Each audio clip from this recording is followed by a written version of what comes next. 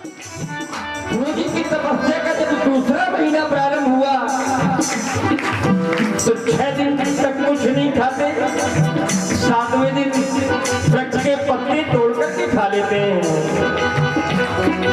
ओम नमो भगवते वासुदेवाय, ओम नमो भगवते वासुदेवाय, ओम नमो भगवते वासुदेवाय।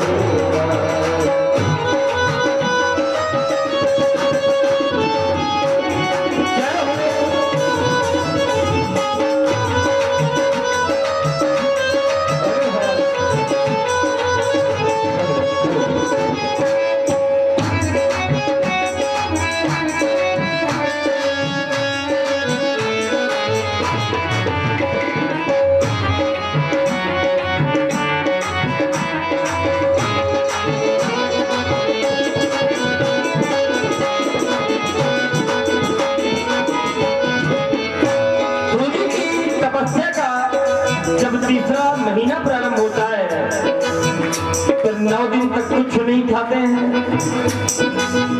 10वें दिन केवल जल पी करके रह जाते हैं। चौथा महीना प्रारंभ हुआ तो 12 दिन तक कुछ नहीं खाते हैं, 13वें दिन केवल वायु पी करके रह जाते हैं, वायु पीते हैं।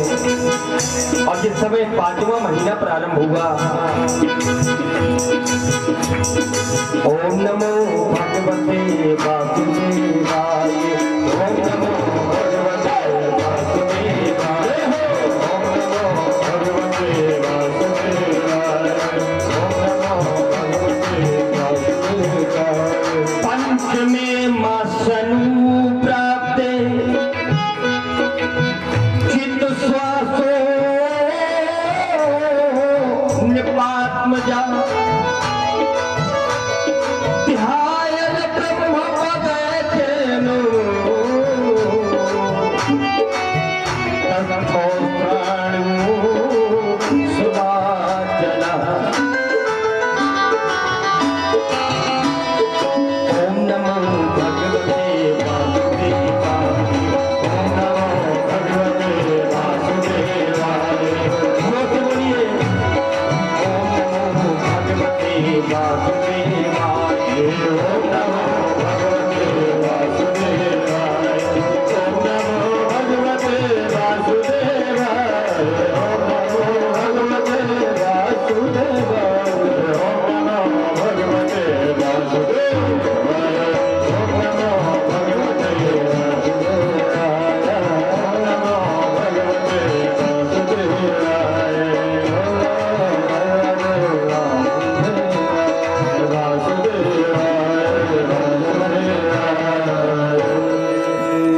जिस समय 5वां महीना प्रारंभ हुआ तो गुरु जी ने प्राणायाम के माध्यम से अपनी श्वास को रोक लिया। गुरु जी ने अपनी श्वास को रोका तो सारे संसार की श्वास रुक गई। देवता बेचारे परेशान हो गए तो ब्रह्मा जी के पास में पहुंचे। ब्रह्मा जी को साथ में लेकर के भगवान नारायण के पास पहुंचे। बड़ी उलझन हो रही है, श्वास नहीं चल रही, ये हमारी श्वास क्यों रुक गई? नैवं विदामो भगवन् प्राण रोधा चर चरस्याखिल सत्वधाम्ना।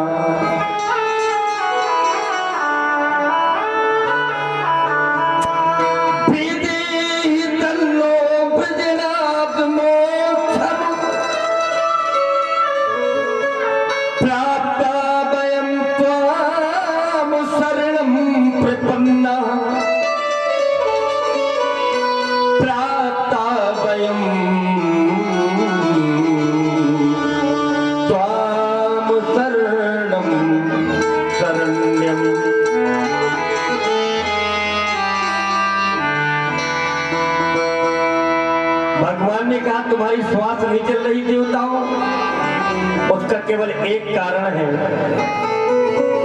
मेरा एक नन्हा सा भक्त है जिसकी आयु है 5 वर्ष।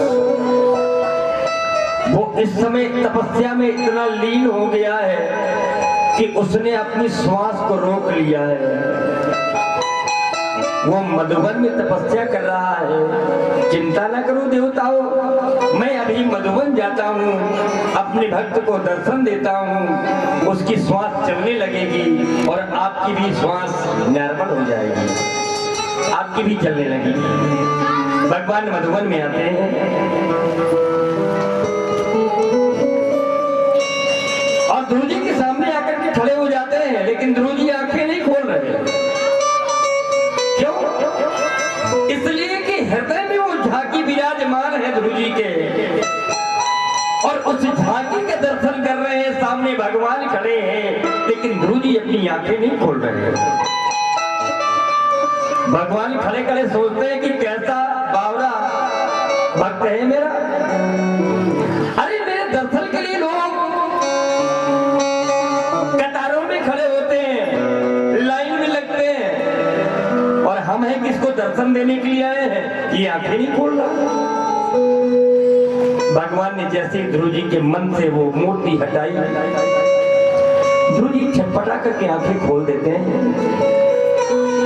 और वही मूर्ति सामने भगवान का दर्शन कर रहे हैं। ध्रुव जी बोलिए भक्त और भगवान की जय हो। ध्रुव जी भगवान के चरणों में दंडवत प्रणाम करते हैं और कहते हैं प्रभु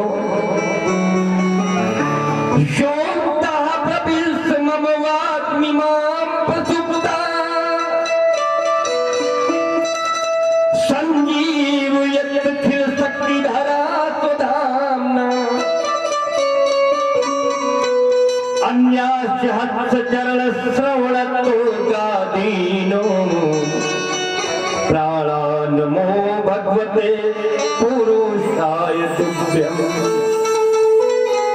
हे प्रभु, आपकी वंदना, आपकी अर्चना में किस प्रकार से करूं? मेरी आयु बहुत छोटी है, आज आपने दर्शन देकर के मुझे कृतार्थ कर दिया है। प्रभु, मैं यहाँ आया था तो कुछ लेने के लिए आया था कि जब आप आएंगे तो आपसे मैं कुछ मांगूंगा, लेकिन आपके दर्शन करके अब मुझे लगता है कि मुझको कुछ नहीं चाहिए, क्योंकि आप मिल गए तो सर्वस्व मिल गया, सब कुछ मिल गया। भगवान मुस्कुराने लगे और कहने लगे ध्रुव, तुम्हारी मांगने की इच्छा नहीं है, लेकिन हमारी देने की इच्छा है। तुम यहां से जाओगे तो 33,000 वर्ष तक तुम्हारा राज्य रहेगा, और संसार को छोड़ करके जब तुम जाओगे तो तुम्हारा एक अपना लोक होगा, जिसे लोग ध्रुव लोक के नाम से जानेंगे। भगवान वहां से अदृश्य हो जाते हैं। ध्रुव जी वापस आते हैं तो नगर के सभी लोगों को ये पता चल जाता है कि ध्रुव जी को भगवान के दर्शन हो गए हैं। भगवान को प्राप्त करने के पश्चात ध्रुव जी वापस लौट करके आ रहे हैं तो राजा उत्तानपाद, दोनों महारानियां और नगर के नर नारी सभी दौड़ लगाए हुए हैं ध्रुव जी के दर्शन करने के लिए। सब लोग दौड़ते हुए जा रहे हैं, लेकिन सबसे पहले सबसे आगे आगे दौड़ रही है वो रानी। कौन? छोटी रानी सबसे आगे आगे दौड़ रही है कि मैंने ही डांट लगाई थी, मैंने ही डांटा था ध्रुव को। आगे आगे दौड़ी हुई चली जा रही है, सभी लोग पहुंच जाते हैं, ध्रुव जी को घेर करके खड़े हो जाते हैं। ध्रुव जी सबको देख रहे हैं। ध्रुव जी ने अपनी माँ को सबसे पहले प्रणाम नहीं किया, अपने पिता को प्रणाम नहीं किया, सबसे पहले छोटी माँ को प्रणाम किया। दंडवत माँ के चरणों में लेट जाते हैं, अपनी छोटी माता के चरणों में प्रणाम करते हैं कि क्योंकि ध्रुव जी ये सोच रहे हैं कि यही वो माँ है जिसकी ठोकर ने मुझको ठाकुर से मिला दिया। यही वो माँ है। अगर माँ ने ठोकर न मारी होती तो मुझे ठाकुर प्राप्त न हो पाते। 33,000 वर्ष तक ध्रुव जी महाराज राज्य करते हैं और इसके पश्चात अपने ध्रुव लोक को गमन कर जाते हैं। बड़ा ही सुंदर आचार्य सुखदेव जी के द्वारा पुरंजन उपाख्यान का वर्णन होता है।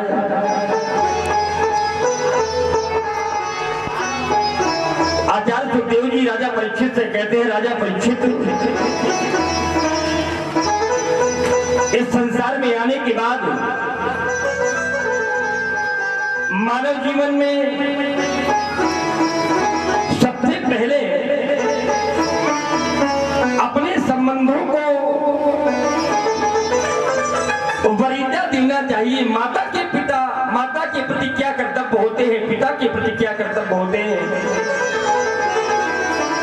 इन सबको जानना और समझना बहुत आवश्यक है।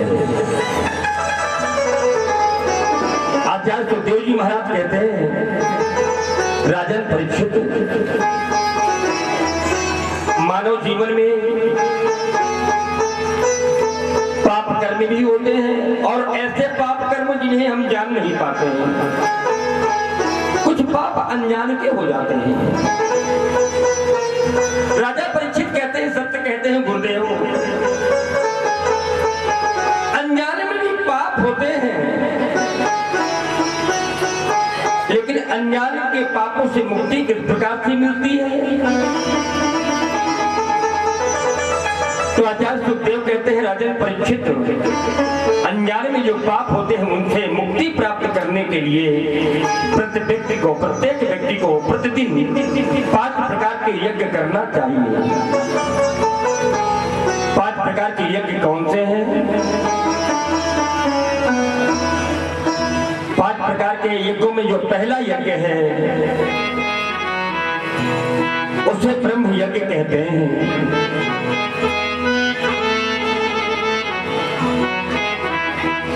ब्रह्म यज्ञ का तात्पर्य होता है, जो शिक्षा हमें प्राप्त हुई है उस शिक्षा को दूसरे को भी हम प्रदान करें। अध्यापनम ब्रह्म यज्ञः पितृयज्ञस्तु तर्पणम्।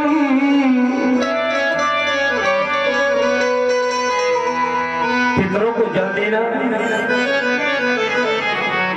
ये पितृ यज्ञ है। और जो तीसरा प्रकार का यज्ञ है वो है देव यज्ञ। होमो देवो बलिर्भूतो न यज्ञो अतिथि पूजनम। 5 प्रकार के यज्ञ करना चाहिए। माताएं, कुछ घर ऐसे हैं जहां आज भी गाय की पहली रोटी बनाई जाती है, लेकिन नई पीढ़ी ने इसे भी भुला दिया है। घर में भोजन बने तो पहली रोटी गाय की बनना ही चाहिए। गौग्रास निकालना चाहिए, क्योंकि जो खिलाते हैं गाय को पहली रोटी और उनकी किस्मत नहीं होती कभी भी खोटी। गौग्रास निकालना चाहिए। क्यों? क्योंकि गाय को अगर हम पशु मानते हैं तो ये हमारी बहुत बड़ी गलती है। गाय पशु नहीं है, गाय साक्षात मेरे गोविंद का अवतार है।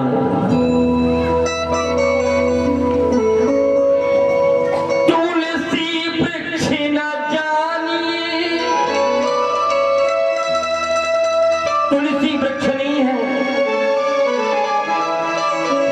और गाय न जानिए ढोरू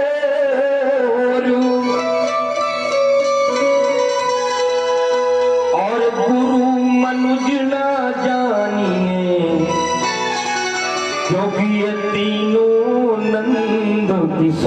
जय हो।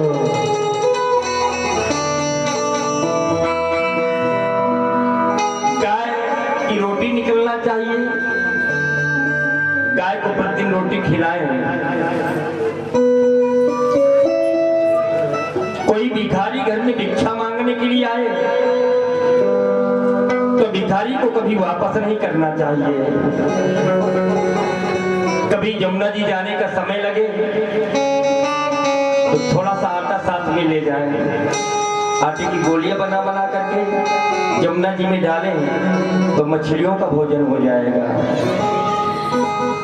इस प्रकार से प्रतिदिन यज्ञ करना चाहिए, प्रतिदिन धर्म कार्य करना चाहिए, तो जो अनजान में पाप होते हैं उनसे मुक्ति मिल जाती है। तो राजा परीक्षित कहते हैं कि गुरुदेव अगर जानबूझकर के किसी ने पाप किया है, जानबूझकर किए गए पाप से मुक्ति कैसे मिलेगी? तो आचार्य सुखदेव कहते हैं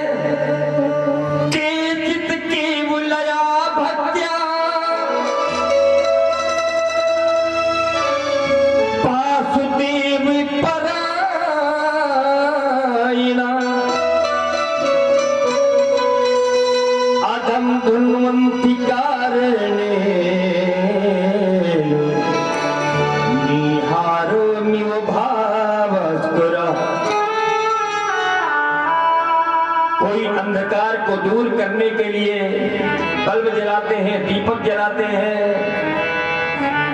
लेकिन जिस समय सूर्य का उदय होता है तो ये सभी साधन क्षीण हो जाते हैं। उसी प्रकार से जानबूझकर के अभी अगर कोई पाप करता है और मेरे राधा माधव के नाम का स्मरण करता है तो पापों से मुक्ति मिल जाती है।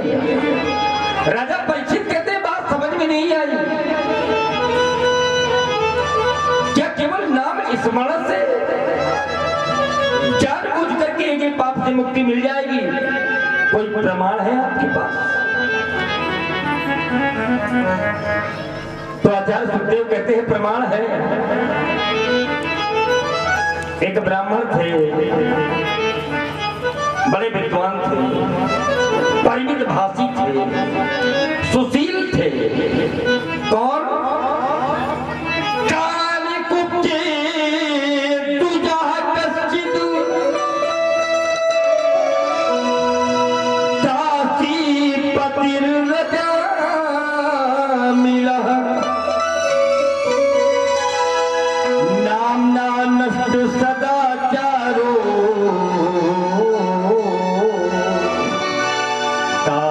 संसर्ग दूषिता। पंडित जी का नाम था अजामिल, बहुत विद्वान थे, कर्म कांड में बड़े प्रवीण थे, वितव्ययी थे, मृदुभाषी थे, सुशील थे, सभी गुण थे उनके अंदर। लेकिन एक बार कर्म कांड करवा करके वापस घर लौट रहे थे तो रास्ते में किसी दासी को संसर्ग करते हुए देख लिया तो मन बिगड़ गया। एक बात बताएं, व्यक्ति जीवन भर अपने चरित्र का निर्माण करता है,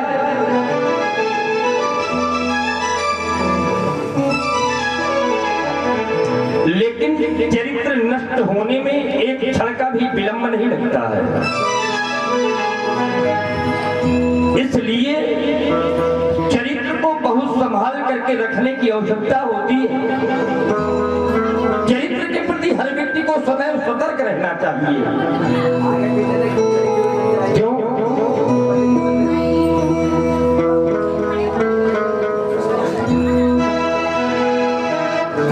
निकल जाने दीजिए, पंडित जी को निकलने में काफी जगह लगती है।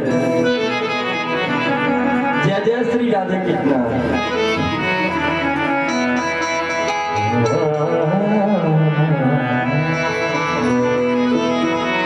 अगर व्यक्ति के जीवन से, ध्यान से सुनिएगा, व्यक्ति के जीवन से अगर धन चला जाए तो ये सोचना चाहिए कि कुछ नहीं गया, पुनः आ जाए।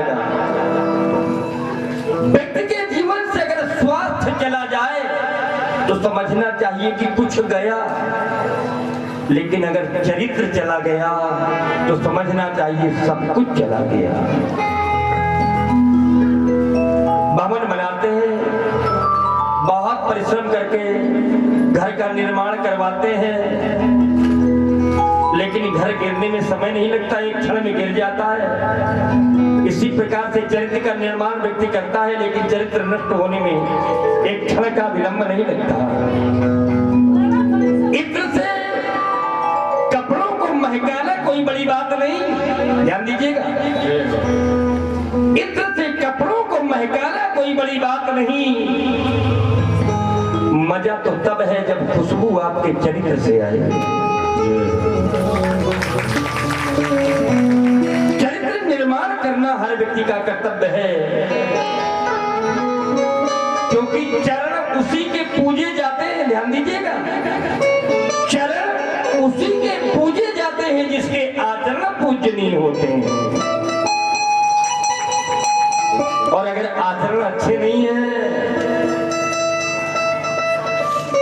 और आप किसी समाज में जाते हैं तो बहुत बड़ा बड़ा देखेंगे आपको। इसलिए चरित्र की प्रधानता है समाज में, चरित्र की प्रधानता है। अजामिल पंडित जी, तुम्हारा ये लोटा चिमटा मैंने छीना नहीं है, दक्षिणा मांगते हो, भूतों से पोत मांगते हो, चले जाओ चुपचाप यहाँ से।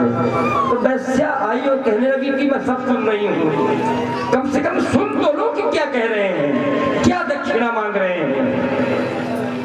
तो जामिल कहता है कि हाँ बताइए क्या क्या चाहिए। गुरुजी ने कहा बेटा जामिल हमें कुछ नहीं चाहिए, हमने सुना है कि तुम्हारे 9 बेटे पैदा हैं, 9 बेटे हैं तुम्हारे, 10वां पैदा होने वाला है।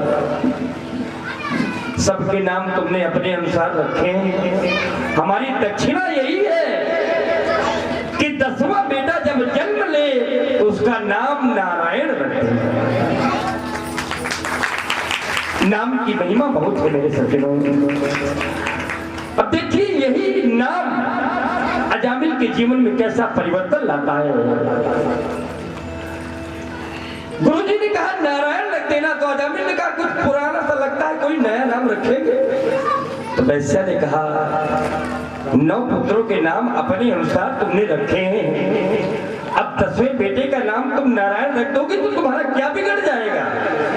10वां बेटा होता है, नाम नारायण रखा जाता है। अब तो बार बात में अजामिल नारायण नारायण चिल्ला रहा है, बेटा नारायण, बेटा पानी लेके आना, बेटा नारायण कहाँ चले गए, इधर आना बेटा। बात में नारायण नारायण नारायण, दिन में कई बार नारायण नाम का जप कर रहा है, भगवान का नाम ले रहा है। क्यों? क्योंकि बेटे का नाम है नारायण। इसलिए अपने बच्चों का नाम भगवान के नाम पर ही रखना चाहिए, तो परिवार का और जीवन का बड़ा कल्याण होता है। पहले के समय पर इसीलिए लोग बच्चों के नाम भगवान के नाम पर रखा करते थे, लेकिन आजकल कैसी विडंबना है, भारतीय नामों तक कुछ नामों को लोगों ने छोड़ दिया है। जो भारतीय नाम है, अब कोई डेविड रखाता है, बताइए क्या अर्थ होता है? चिंटू पिंटू क्या है, इनका कोई अर्थ होता है क्या?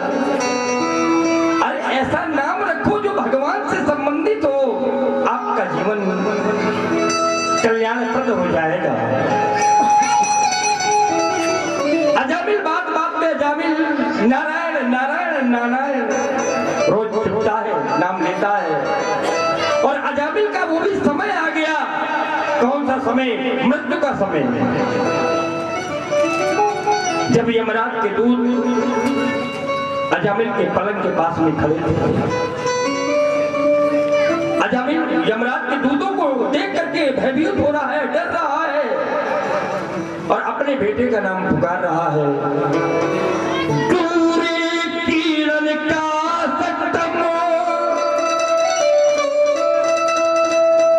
पुत्रम नारायण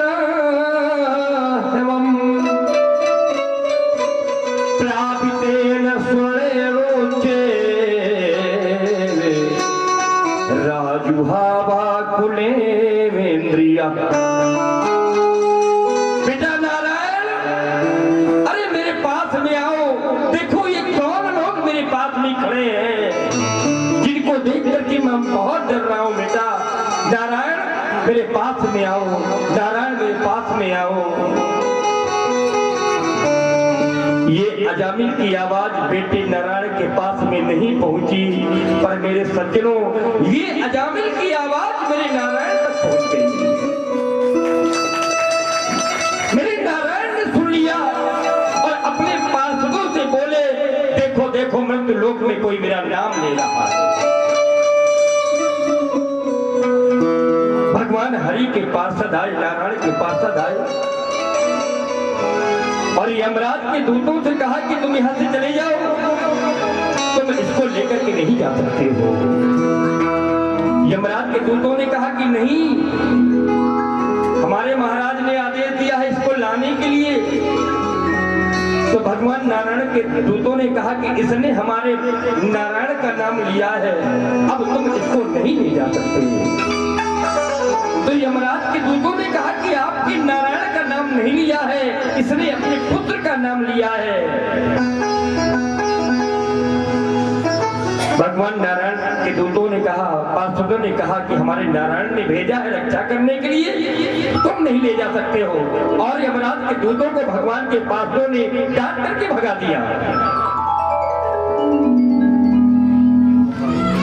यमराज के दूत यमराज के पास में पहुंचे तो यमराज से कहने लगे कि पहले आप सोच विचार कर लिया करिए कि किसको लाना है और किसको नहीं लाना है। भगवान के पार्षद आ गए नारायण के और हमें डांट करके भगा दिया।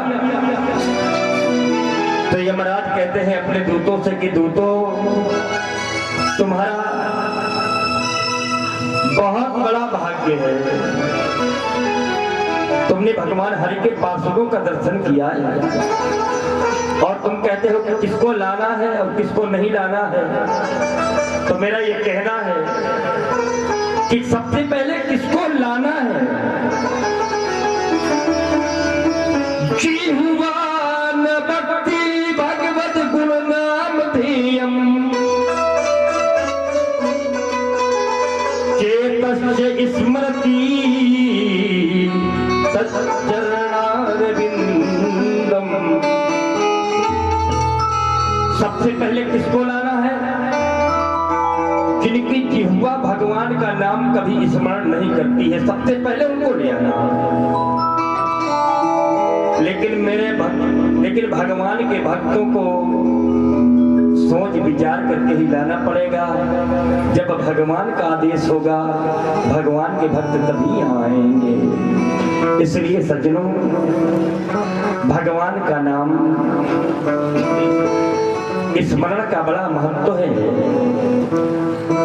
और मेरे गोस्वामी तुलसीदास जी महाराज कहते हैं, तुलसी अपने राम को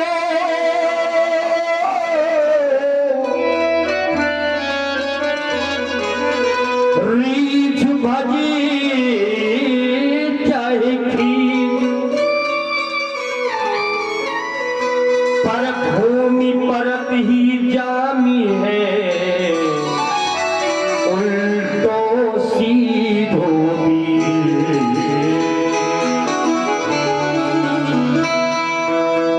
भाव कुभाव अनख आलस हो,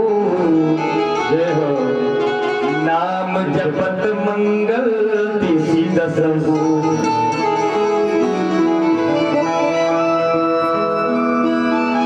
भगवान के नाम का स्मरण का इतना प्रभाव मेरे सज्जनों। आदरणीय सुखदेव जी महाराज कहते हैं, मेरे गोविंद के नाम के साथ में जिसने प्रेम एक बार लगा लिया, मेरे गोविंद के नाम का स्मरण जो व्यक्ति करता है वो कभी यमपुरी नहीं जाता। जब जाता है तो भगवान के धाम को जाता है। जो छोड़ना चाहिए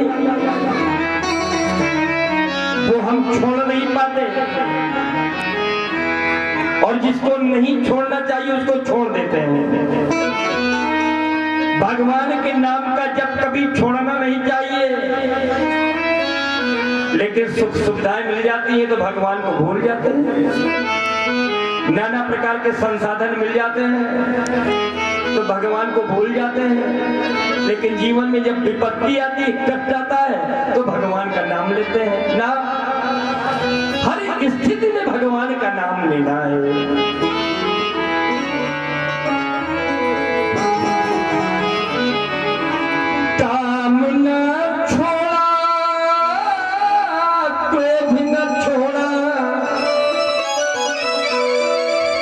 जीवन के विकार हैं काम, क्रोध, लोभ, मोह, मद, मत्सर। इनको अपने नजदीक फटकने नहीं देना चाहिए, इनको छोड़ देना चाहिए। लेकिन इनको अपना लेते हैं, काम को अपने समीप में रख लेते हैं, क्रोध को रख लेते हैं, लेकिन भगवान के नाम को दूर कर देते हैं। काम ना छोड़ा, क्रोध ना छोड़ा, तो हरि का भजन क्यों छोड़ दिया। काम न छोड़ा, क्रोध न छोड़ा, तो हरि का भजन क्यों छोड़ दिया। तूने नाम जपन क्यों छोड़ दिया।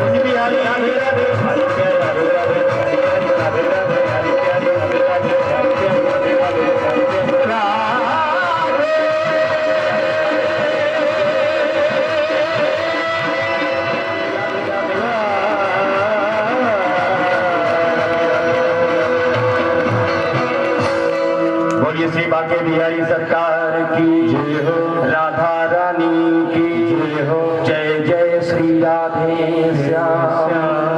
आचार्य सुखदेव कहते हैं कि प्रहलाद जी ने भी नाम स्मरण ही किया था तो भगवान की बहुत बड़ी कृपा हुई और ऐसी कृपा हुई कि भक्तों में सर्वश्रेष्ठ भक्त कहलाए। नाम जपत प्रभु कीन प्रसाद। तो उसी समय से हिरण्यकश्यप के मन में भगवान नारायण से प्रतिशोध की भावना जागृत हो गई। मैं नारायण से बदला उससे लूंगा क्योंकि नारायण ने मेरे भाई का वध किया है। तो हिरण्यकश्यप मंदराचल पर्वत पर गया। मंदराचल पर्वत में जाकर के हाथ ऊपर करके और एक पैर से खड़ा हो गया और ओम ब्रह्मदेवाय नमः, ओम ब्रह्मदेवाय नमः का जप करने लगा। इतनी कठोर तपस्या किया हिरण्यकश्यप ने कि तपस्या करते करते उसके शरीर में दीमक लग गई और उसके शरीर से अग्नि की चिंगारियां निकलने लगी और सीधे देवलोक को जलाने लगी। देवता बेचारे परेशान हुए। भगवान नारायण के पास में पहुंचे। ये क्या हो रहा है? भगवान नारायण कहने लगे चिंता न करो देवताओं, ये तपस्या के प्रभाव से यह सब हो रहा है। ब्रह्मा जी पहुंचे और कहने लगे बेटा हिरण्यकश्यप तुम्हारी तपस्या से मैं अत्यंत प्रसन्न हूं, वरदान मांगो। तो हिरण्यकश्यप ने बहुत सारे वरदान मांगे और अंत में ये भी वरदान मांगा कि आपकी सृष्टि में माने ब्रह्मा की सृष्टि में मैं किसी भी प्राणी से न मरूं। ब्रह्मा जी ने एवमस्तु कह दिया। हिरण्यकश्यप वरदान मांग करके वापस लौट करके आया तो सीना तान करके खड़ा हो गया और ब्रह्मा जी से ही कहा कि ऐसा है आज के बाद चारों वेदों का पाठ तुम आकर के मेरे यहां करोगे। इंद्र से कहा कि मेरे महल की सफाई व्यवस्था तुम्हारे ऊपर है, महल गंदा नहीं रहना चाहिए। समुद्र से कहा बिना मांगे रत्न तुम मुझे दे जाया करोगे प्रतिदिन, और धरती से कहा बिना बोए तुम अन्न उत्पन्न करोगे। सारे देवता बेचारे परेशान, सारे देवता परेशान होने लगे। भगवान ने देवताओं को समझाया कि हर किसी का समय एक जैसा नहीं रहता है, आप लोग परेशान न होइए। हिरण्यकश्यप के जीवन में 4 पुत्र पैदा हुए, हलाद, अनहलाद, संग्रहलाद और जो छोटा बेटा है उसका नाम है प्रहलाद। 3 बड़े बेटे हिरण्यकश्यप के ही स्वभाव के हैं, दैत्य प्रवृत्ति है। लेकिन जो प्रहलाद जी हैं वो भक्त हैं, भक्त स्वभाव के हैं।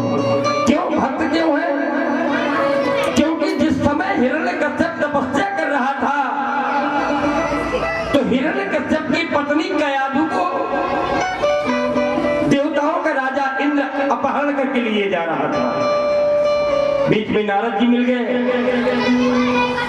नारद जी ने इंद्र से कयाधु को मुक्त कराया और अपने आश्रम में ले गए। उस समय प्रहलाद जी गर्भ में थे। नारद जी के आश्रम में भगवान की कथाएं हुआ करती थी। प्रहलाद जी गर्भ के अंदर से भगवान की कथाएं श्रवण किया करते थे। तो प्रहलाद जी भक्त स्वभाव के थे। प्रहलाद जी जब कुछ बड़े हुए तो हिरण्यकश्यप ने विद्यार्जन करने के लिए भेजा। प्रहलाद जी विद्यार्जन करने गए और एक वर्ष बाद जब लौट करके पिता के महल में वापस लौट करके आए तो हिरण्यकश्यप ने कहा, बेटा प्रहलाद, 1 वर्ष तक तुम गुरु आश्रम में रहे हो, तुमने कौन सी शिक्षा प्राप्त की है? तो प्रहलाद जी कहने लगे, सो जा नहीं जेहि देवो जनाई,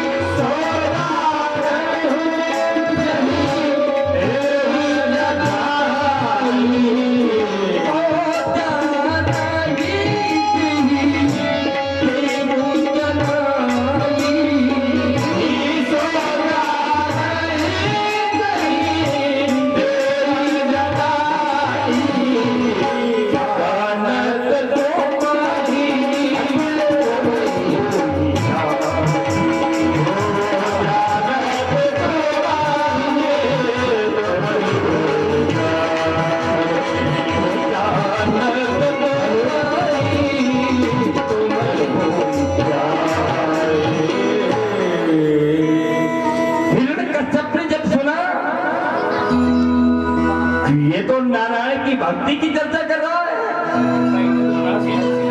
हिरण्यकश्यप ने अपने सैनिकों को भेजा कि जाओ सन्नामर्क जी, गुरुदेव भगवान को बुला करके लाओ, इनकी मेरे प्रहलाद के जो गुरु हैं सन्नामर्क जी को बुलाया और कहा कि ये क्या बक रहा है? मैंने दैत्यों की शिक्षा ग्रहण करने के लिए तुम्हारे आश्रम में भेजा था, इसको तुमने भगवान का भक्त कैसे बना दिया? सन्नामर्क जी ने हाथ जोड़ दिया, नहीं महाराज, हमने ऐसी कोई शिक्षा नहीं दी, पता नहीं ऐसा क्यों कह रहा है। हिरण्यकश्यप ने कहा कि अब इसको अपने साथ में लिवा जाओ और ऐसी शिक्षा दैत्यों की देना जो सभी छात्रों को देते हो, ये भगवान का भक्त नहीं होना चाहिए। सन्नामर्क जी पुनः लेकर के गए। 1 वर्ष व्यतीत हुआ और 1 वर्ष पश्चात जब प्रहलाद जी पुनः वापस लौट करके आए तो हिरण्यकश्यप ने प्रहलाद जी से कहा, बेटा तुम्हें जो गुरुजी ने शिक्षा दी है, बेटा मैं सुनना चाहता हूँ क्या पढ़ाया है तुम्हारे गुरुजी ने।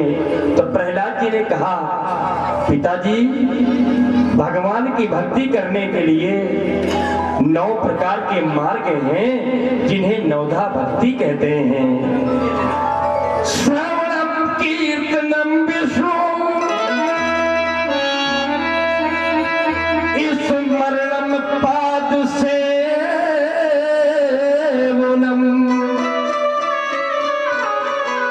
अर्चनम वंदनम दास्यम सख्यमात्म निवेदनम। हिरण्यकश्यप ने जैसे ही सुना आग बबूला हो गया और हिरण्यकश्यप ने कहा कि निश्चित वो नारायण मेरे पुत्र को आधार बना करके, माध्यम बना करके मेरे साथ में कोई खेल खेल रहा है और मैं उस नारायण की ये चाल कभी सफल होने नहीं दूंगा। सैनिकों को बुलाया और कहा कि जाओ इस बालक को ले जाओ और जिस प्रकार से भी हो इस बालक को मार डालो। इस बालक को, प्रहलाद को जीवन जीने का कोई अधिकार नहीं है। सैनिक पकड़ करके ले गए तो सबसे पहले समुद्र में प्रहलाद को फेंक दिया, लेकिन प्रहलाद जी बच गए। इसके बाद में सैनिक प्रहलाद जी को लेकर के पर्वत पर चढ़ गए और पर्वत के ऊपर से फेंक दिया, फिर भी प्रहलाद जी बच गए। हाथियों के पैरों के नीचे कुचलाने का प्रयास किया, लेकिन प्रहलाद जी बच गए। प्रहलाद जी को जहर पिलाया प्रहलाद जी बच गए, सर्पों से कटाया, फिर भी प्रहलाद जी बच गए। क्यों? क्योंकि जाको राखे साइया, मार सके ना कोई,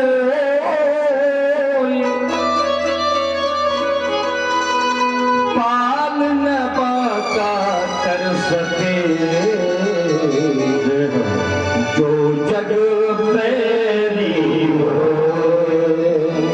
सीन की चाप सके को तासू और बड़ रखवार रमा पति जासू। उसका कोई कुछ बिगाड़ नहीं सकता जिसके रक्षक मेरे बाके बिहारी हैं। हम बाके बिहारी को हो ही नहीं पाते ना, समस्या तो यही है। और जिस दिन से हम बाके बिहारी के हो जाएंगे तो सब कुछ दायित्व तो उनके ऊपर हो जाएगा। रक्षा करने का, भरण पोषण करने का सब कुछ वही संभालेंगे। लेकिन समस्या है कि हम उनके हो ही नहीं पाते। प्रहलाद जी हर तरह से बच गए। अब हिरण्यकश्यप परेशान, कैसे मरेगा ये? इसके मारने का हर प्रयास विफल हो गया। याद आया, क्या याद आया? मेरी बहन है जिसका नाम, हाँ बहुत बहुत शादवाद, हमारी माताएं बहुत जानती हैं। होलिका नाम था। होलिका को वरदान था कि अगर वो आग में भी बैठ जाती है तो जलेगी नहीं। हिरण्यकश्यप की बहन थी होलिका। हिरण्यकश्यप अपनी बहन होलिका को बुलाता है और कहता है, वरदान के कारण ही बहना अग्नि में नहीं जल पाएगी। जल जाए दुष्ट ये पुत्र मेरा तो छाती ठंडी हो जाएगी। तुम ऐसा करो बहन कि मैं बहुत बड़ी आग जलवाता हूँ, अग्निकुंड लगवाता हूँ और मेरे इस बेटे को लेकर के तुम बैठ जाओ। तुम्हें वरदान है, तुम जलोगी नहीं, ये बालक जल जाएगा, प्रहलाद जल जाएगा। होलिका प्रहलाद जी को लेकर के अग्निकुंड में बैठ जाती है, लेकिन परिणाम होलिका जल गई, प्रहलाद बच गए। होलिका दहन को देख देख नर नारी खुशी मनाते हैं। होलिका जली प्रहलाद बचे तो हिरण्याकुश अश्रु बहाते। हिरण्यकश्यप की आंखों से आंसू निकलने लगे, बहनें भी मर गई। और तभी से सज्जनों, जब होलिका दहन हुआ, प्रहलाद बचे, तभी से होली का त्योहार मनाया जाता है। हिरण्यकश्यप क्रोध में भर गया और जाकर के अपने कक्ष में पहुंचा, मदिरापान करने लगा। मदिरापान करने लगा तो प्रहलाद जी पहुंच गए, पिताजी ये मदिरापान क्यों कर रहे हैं? ना, भगवान के नाम का स्मरण करो, सब कुछ ठीक हो जाएगा। हिरण्यकश्यप ने प्रहलाद का हाथ पकड़ करके झटक दिया, चल निकल जाए हाथ से। लेकिन प्रहलाद जी फिर से कहने लगे, पिताजी जाम पीने से क्या फायदा, रात को पी सुबह को उतर जाएगी।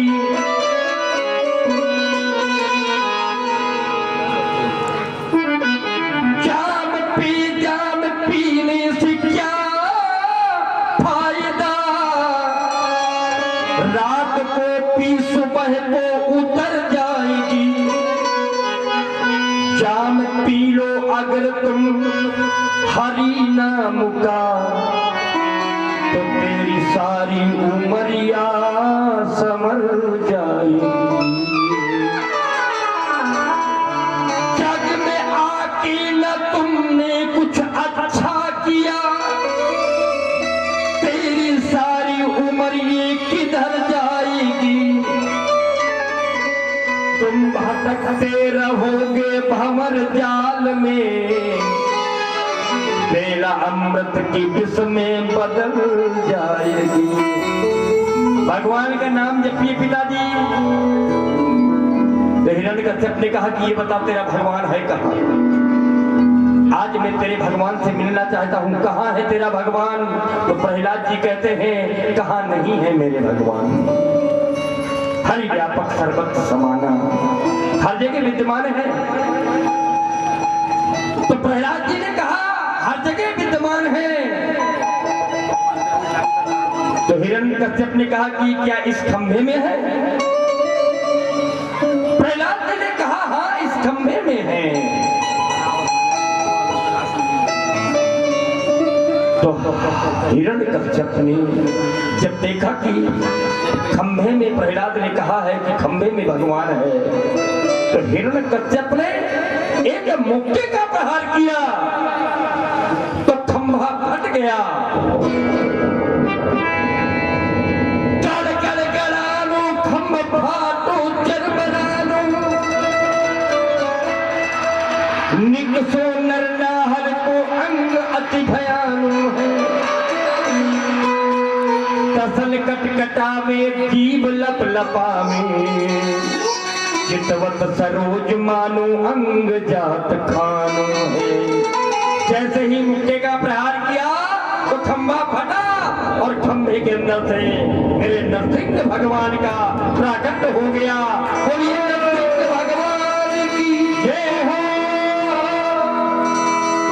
नरसिंह भगवान सामने आ गए और हिरण्यकश्यप का नरसिंह भगवान का भयंकर युद्ध हुआ। और युद्ध होते हुए होते नरसिंह भगवान ने हिरण्यकश्यप को पृथ्वी पे पटक दिया और अपनी गोद में लेकर के बैठ गए।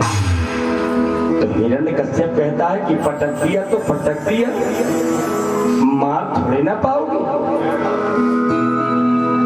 भगवान ने कहा क्यों ना मार पाएंगे? तो हिरण्यकश्यप ने कहा कि मैंने ऐसे ऐसे वरदान मांगे हैं, आप मार नहीं पाओगे। तो भगवान ने कहा कि कौन कौन से वरदान मांगे हैं तुमने? तो हिरण्यकश्यप ने कहा कि मैंने वरदान मांगा है कि न दिन में मरूं न रात में मरूं। तो भगवान ने कहा कि तुम क्या देख रहे हो उस समय, दिन है कि रात है? तो हिरण्यकश्यप ने कहा ना ये दिन है और ना ही रात है, ये संध्या का समय। भगवान ने कहा पहला वरदान पूरा कर दिया, अब दूसरा वरदान क्या है? तो हिरण्यकश्यप कहता है कि मैंने वरदान मांगा है कि ना अंदर मरूं ना बाहर मरूं। भगवान ने कहा तुम अंदर हो कि बाहर? तो हिरण्यकश्यप ने देखा और कहा न मैं अंदर हूं न मैं बाहर हूं, आप मुझे बीच देहरी में लिए हुए बैठे हैं। भगवान ने कहा तुम्हारा ये भी वरदान हमने पूरा कर दिया। हिरण्यकश्यप ने कहा फिर भी मार नहीं पाएंगे। भगवान ने कहा क्यों? हिरण्यकश्यप ने कहा कि मैंने वरदान ब्रह्मा से मांगा कि ना अस्त्र से मरूं ना शस्त्र से मरूं। तो भगवान ने कहा ना अस्त्र से मारेंगे और ना ही शस्त्र से मारेंगे, ये बड़े बड़े नाखून देख रहे हो, इन नाखूनों से तेरा बक्षस्थल काट डालेंगे। हिरण्यकश्यप ने कहा फिर भी आप मार नहीं पाएंगे। भगवान ने कहा क्यों? अब कौन सा वरदान है? तो हिरण्यकश्यप ने कहा कि मैंने वरदान मांगा कि ना नर से मरूं और ना पशु से मरूं। भगवान ने कहा हम तुम्हें क्या दिखाई देते हैं? हिरण्यकश्यप ने कहा आप दोनों हैं, दोनों नहीं है। आप नर भी हैं पशु भी हैं, नर भी नहीं है पशु भी नहीं है। धड़ नर का है, मुख सिंह का है, आप नरसिंह हैं। भगवान ने कहा तेरा ये भी वरदान हमने पूरा कर दिया। हिरण्यकश्यप ने कहा फिर भी मार नहीं पाएंगे। भगवान ने कहा क्यों? बोले इसलिए कि मैंने ब्रह्मा से वरदान मांगा था कि 12 महीने में किसी महीने में न मरूं। तो नरसिंह भगवान ने कहा भले आदमी, तेरे लिए ही तो मैंने 13वां महीना बनाया है, जिसे लोग पुरुषोत्तम मास कहते हैं, अधिक मास कहते हैं, मलमास कहते हैं। और ये 12 महीने में कोई महीना नहीं है, ये 13वां महीना है जिसे पुरुषोत्तम मास कहते हैं। हिरण्यकश्यप ने कहा फिर भी नहीं मार पाएंगे। बोले क्यों, अब क्या रह गया? तो हिरण्यकश्यप ने कहा मैं नहीं मारूंगा। हिरण्यकश्यप का वध कर दिया। भगवान बहुत क्रोध में है, बहुत क्रोध में है। भगवान के पास में सभी देवता जाने का प्रयास कर रहे हैं, लेकिन डर रहे हैं तो कोई पास में नहीं जा रहा। ब्रह्मा जी हंस में बैठ करके भगवान के पास में गए,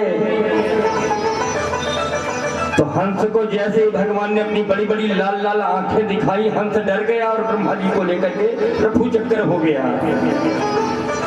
भगवान शंकर नांदिया पर बैठ करके गए, तो नांदिया को देख करके जैसे ही भगवान गुर्राए, हुम्मारंभ किया, तो नांदिया भी डरे और भगवान शंकर को लेकर के चले गए।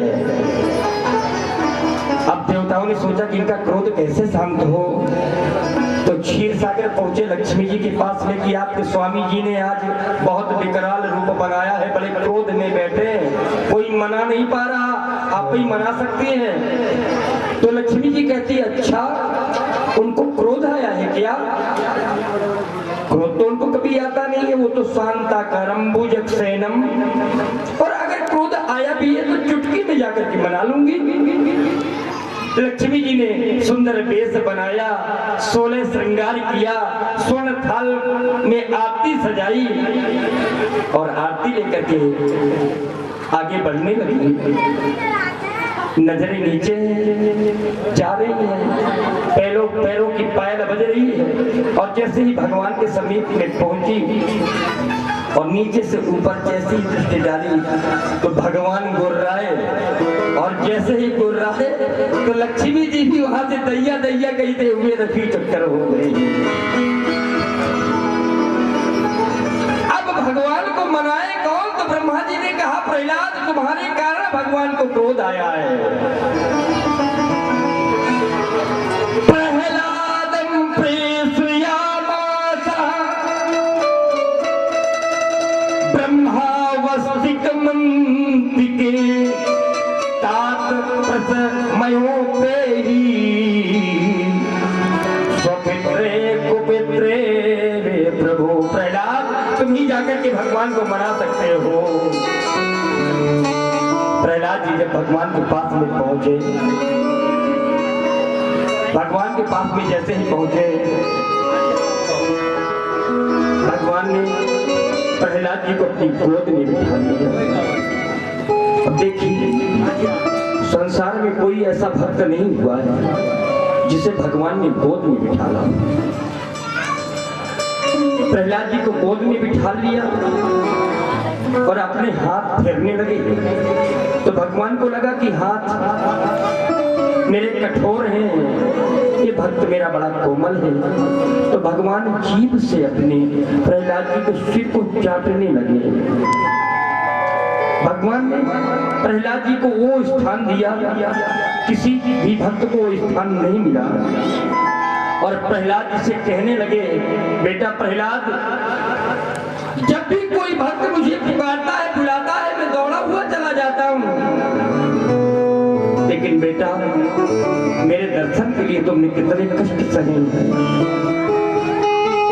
बोले प्रभु प्यारे प्रिय कोमल तुम्हारी अंग, असुर ने सताया मम नाम एक गाने में, गिर से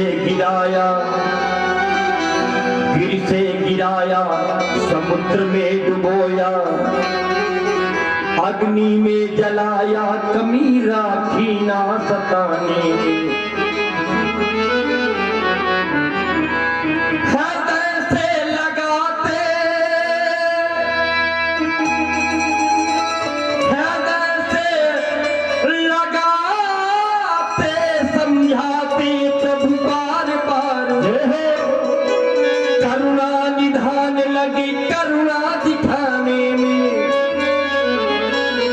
मंजुल मुखार बिंदु चूम चूम कहे प्रभु, क्षमा करो बेटा हमें देरी हुई, क्षमा करो बेटा हमें देरी हुई आने में। इस प्रकार से भगवान प्रहलाद जी को अपना वात्सल्य प्रदान कर रहे हैं और प्रहलाद जी से कहते हैं, और प्रहलाद जी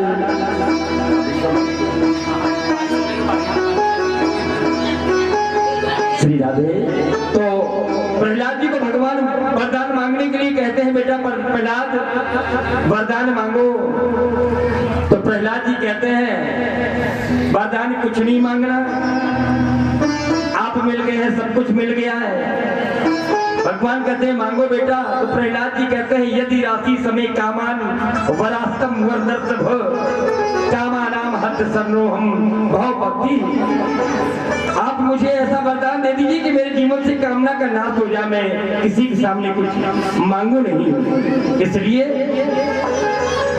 प्रहलाद जी ने भगवान से यही वरदान मांगा और भगवान ने एवमस्तु कह दिया। और ब्रह्मा जी से भगवान नरसिंहदेव ने कहा कि ब्रह्मा, आज के बाद अगर किसी को तुम वरदान देना तो बहुत सोच समझ करके देना, तुम्हारे कारण मेरे भक्तों को बड़ा कष्ट उठाना पड़ता है। और यहीं से भगवान नरसिंहदेव अदृश्य हो जाते हैं। बोलिए श्री नरसिंह भगवान की जय। अब आप लोग नरसिंह भगवान के भी दर्शन करेंगे और हिरण्यकश्यप की भी दर्शन करेंगे। और इसके पहले एक छोटा सा भजन, तेरी मस्त मस्त मुस्कनिया पे बलिहार प्यारे बलिहार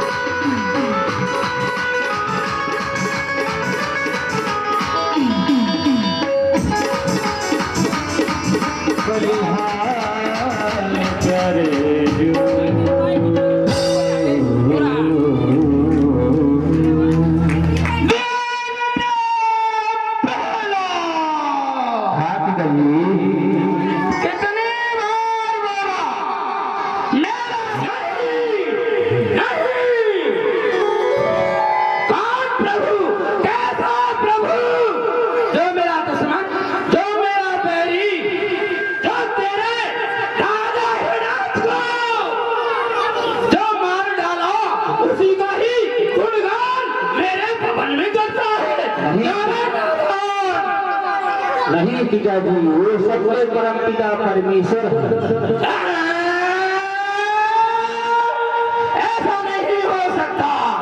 मैं हूँ तेरा पिता, तेरा परमात्मा।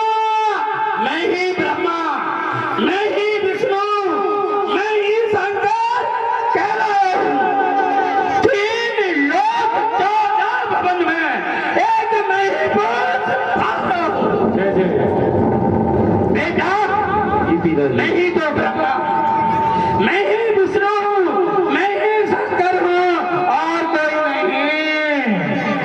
और नीच, निकम्मे, पापी, लजाया वंश मेरे को जन्म लेकर ही मरता था।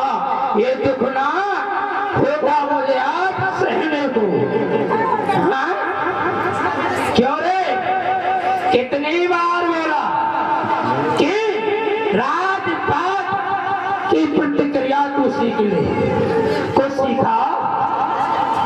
इस राजपाट के पिताजी कुछ से सकता नहीं है। और क्या सीखा? उस परम पिता परमेश्वर का भजन ही सबसे बड़ा राजपाट है।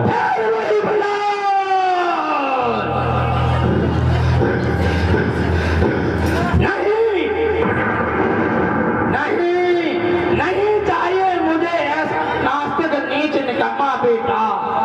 बावला होता है, पूरा होता है ठीक बेटा। कटाएगा पिता की खड़क से चला अपना, खड़क धूलों में नहाकर कहेगी चला बेटा, चला बेटा, चला बेटा। और जब तेने देखा यह तो बता, तेरा हुआ जगदीश जिस की तू बात करता है कहाँ रहता है? हे पिताजी, मेरा परमेश्वर हर जगह है।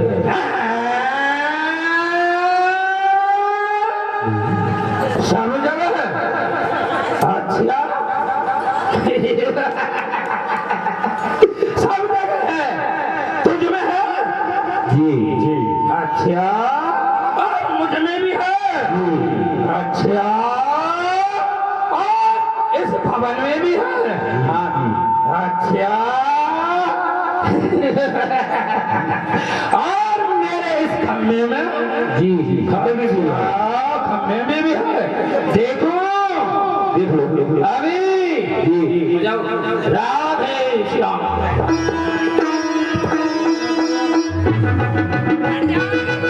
पीछे हो जाइए, पीछे हो जाइए।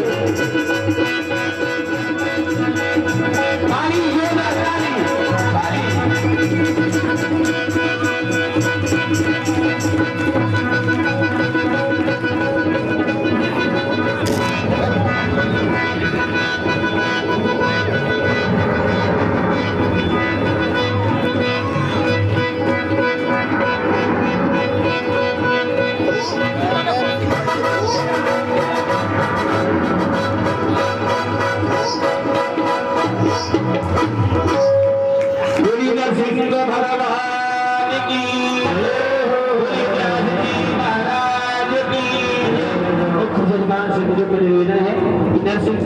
का पूजन करें, बाकी सभी बारी बारी से पूजन करें।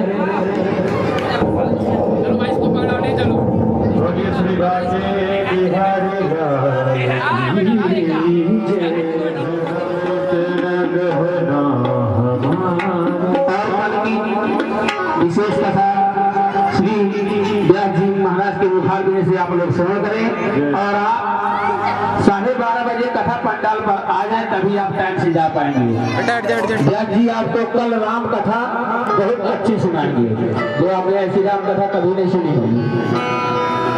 कृष्ण जन्म के पहले राम कथा भागवत है वो आपने बहुत सुनी है, हर जगह सुनी है, लेकिन हमने सभी लोगों ने पंडित जी महाराज ने आपके अनुरोध किया है कि महाराज जी राम कथा का कल विशेष आप हम लोगों को सुना कराए, तो आप लोग अपने ग्रह कारणों से नियत होकर आज कथा का